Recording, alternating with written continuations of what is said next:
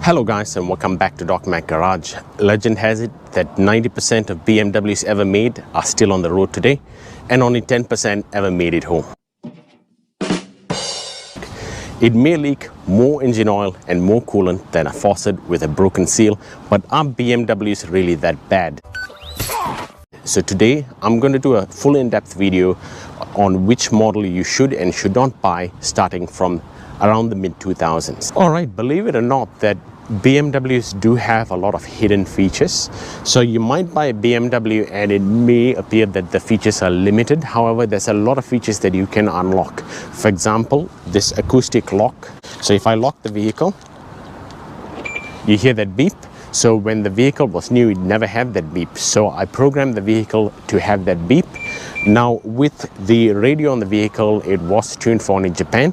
Now a lot of them say you do need a band expander. However, what I did was I programmed the radios for Oceania so that it does have the full NZ radio station. So you can see BMWs are not as bad as they seem if you pick the correct engine, the correct transmission, and also buy a BMW which is made in Germany. Alright, so the first BMW that I'm going to talk about is the BMW 1 Series. This is the E87 and E88 model, which ran from the year 2005 onwards. Now, in terms of engine specs, with any BMW, I'd always recommend leave the electricals aside. You have to know what engine it runs and what transmission it runs as well. So with transmissions, BMW has got two major different transmissions, ZF and the GM transmissions. I would recommend that you always go with the ZF transmission. So with the BMW 1 Series, the E87, E88, the 125i and the 130i is a really good option for you guys to have. But don't worry about fuel economy first, because those are your least of your worries when buying a BMW. I would recommend the N52 engine. Is one of BMW's strongest engines, but it does have an Achilles heel. This has got an N52 engine. It's a really nice engine, but I'm going to get into the Achilles heel later. With the E87, they are prone to rust on the rear subframe, so those are the things you need to look out for as well. Now, if you want to know what kind of engine and transmission your BMW does have, what you can do is you can go to a website called railoem.com and you can enter the VIN number, the last 7 digits of the VIN number of the BMW. If you go down the parts catalog, it will tell you what engine it's got, what transmission it has as well. That is super important when it comes to buying a BMW. Alright, so the BMW 1 Series is not a bad vehicle from the 123i all the way through to the 130i. But how about the lower CC models? How about the 116i, 118i and 120i? So I would recommend that you do not buy those models. Those have got timing chain issues, piston wear, rod bearing failure, water pump failure, you name it, it's got all of it. So the engines that I would recommend that you do not go for is the N43, N45 and N46 engines. Basically, if the BMW has got 4 cylinders, I would not touch it with a 10-foot barge pole. Now, with the straight 6 engines, BMWs are fantastic with making these straight 6 engines. Now, the 135i is a pretty good vehicle as well. However, that's an N54 engine. Now, you have to also take a look and see whether the BMW you're buying is a port injected engine or a direct injected engine. So now a port injected engine is very reliable, but it does take more fuel, and a direct injected engine is less reliable, but it does take less fuel. Now with port injected engines, it is pretty good and is still pretty powerful, but it's a bit of older technology. With the direct injected engines, they do suffer from the high pressure fuel pump failure, which if they do fail, they will grenade and go through the fuel system and you are pretty much toast. Now that comes with a whole lot of other issues, such as the intake valves getting carbonized as well, so you will need to decarbonize them with walnut shells. Alright, so the next on the line is the BMW 3 Series, which ran from the year 2005 onwards. Those come in the BMW E90, E91, E92 and E93, which is the convertible as well. Now starting off with the BMW E90, they start off with the 323i, 325i, 328i, 330i and the 335i. Now The one I would recommend that you go for is the BMW 330i. It runs with the N52 engine and it's got a disc valve as well, which is pretty powerful, and that's the first generation of the BMW engine with the silver cover. Now those remaining generations of the N52, the second generation, comes with a black engine cover, which is in this vehicle, that is a little less reliable but a bit more powerful. So I would recommend that you go with the first generation N52 engine if you are going for a BMW 3 Series. Okay, so with the BMW E90 series, E90, E91, E92 and E93, they came in the N52 and N54 engines as well. In some parts of the world they came in the N53 engine. I'm going to get into the evolution of the N52 all the way through the N54 in a while. Now how about the BMW 318i and 320i? I would not touch those with a 10-foot barge pole. I cannot recount the number of times that I've seen those cars land up in the end-of-life vehicle auctions with it having timing chain issues, smoky engine, rod bearing failure and also piston wear. I would recommend that if you're going for a 3 Series, go with the inline straight 6 engine. Now with BMWs, their turbos are pretty much fun, but if you would like a reliable vehicle, I'd go for a naturally aspirated BMW and don't go for a turbo model unless you have got a little bit more cash to splash around. So the next BMW model we have in the lineup is the BMW 5 Series, which ran from the year 2003 all the way through to 2010. So this is the LCI model of the BMW and it ran from the year 2007 all the way through to 2010. Now this is the E60 model, which is a full-size sedan, and the E61 is the same with it being a station wagon. Now this one is equipped with the inline 6 BMW N52 B30 engine mated to a 6-speed ZF6 transmission. Now let me show you under the hood. The 3 Series and the 5 Series also came with the N53 engine in Europe because of high sulfur content in the fuel. Those parts of the world were equipped with the N53 engine. This is the BMW N52 engine which made its debut in the year 2005 onwards. Believe it or not, this is BMW's most reliable and most successful engine ever made. So starting off with 2005 all the way through to early 2007, it came with a silver color engine cover right here. So this is just your engine cover. So if your engine cover is silver, that means that you have got a magnesium valve cover underneath, which is less prone to leaking. This one has got a plastic valve cover with a gasket, and that can prone to leak at higher mileage. Now this one is a pot injected engine, which is quite reliable. It doesn't have that issues where the intake valve starts to clog up with carbon, and you do not need to decarbonize it using walnut shells as well. So the evolution of the N52 started all the way from 2005 all the way up through to 2013 or 14. Now after the N52, the N53 engine was born. Now what's the difference between the N52 and the N53? The N52 is pot injected and the N53 is direct injected, which means that it has got a high pressure fuel pump in the front. Now although it might be a bit more powerful and also it is quite economical on fuel, it is prone to issues such as the high pressure fuel pump failing and the intake valves getting very dirty with carbon buildup as well. From the N53 engine, they went on to the N54 engine, which is the twin turbo version. So it went from N52, N53, and the N54 was built off the N53, and then that became a twin turbo version.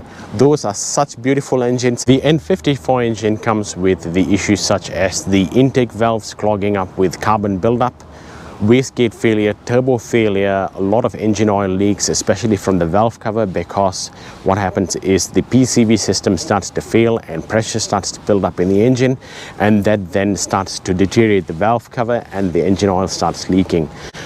Those timing chains are not too bad on that model, and the straight 6 model up to this N54 engines are pretty good. they don't have too much timing chain issues. Timing chain guides are also pretty good. Now, the high pressure fuel pump is an issue with the N54 as well. With the N54, you got a high pressure fuel pump in the front of the engine as well as a low pressure fuel pump at the back of the vehicle.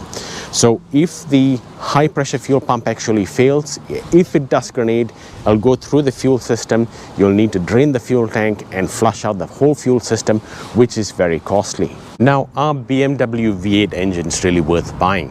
Now, I'm going to talk about the BMW 540i, 545i and the 550i. Now, those come in the N62. Those are quite unreliable engine with timing chain guide failures, high pressure fuel pump failures, alternator failure, and a whole slew of other things. Those things leak more engine oil than you could ever imagine. So if you're after a 5 Series, I would recommend to go with one with an inline straight 6 engine, non-turbo, naturally aspirated, and one with the N52 engine is your best choice. Alright, so the next one on the lineup is a BMW 7 Series, which is an E65 and E66 model. Now, if you are after those type of cars, I would recommend to get a 730i if you're more budget conscious and you want to make sure that it is quite reliable and gives long service motoring. However, if you do have more cash to splash around, you can go for the 740i, which is the V8, which comes with the N62 engine as well.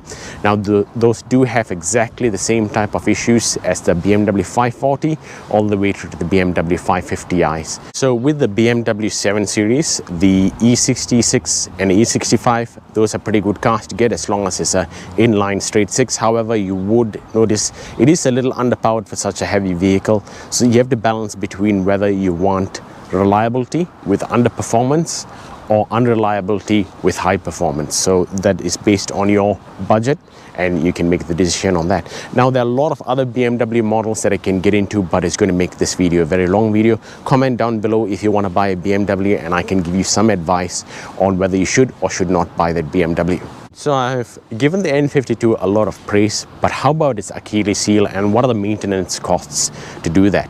So with engine oil leaks, it's not too bad. The common occurrences of engine oil leaks on the top of the engine is the engine valve cover, which you'll need to remove this, and then you will have a valve cover and you need to change the gasket. Now, if you have a plastic valve cover like this, then you might need to actually replace the whole valve cover because the crankcase ventilation is also a part of the valve cover. Now, if you have a magnesium valve cover, then the crankcase ventilation is separate from that magnesium valve cover. Now, the second part is the Vanos solenoids, which is right down here. You got one for the intake and one for the exhaust.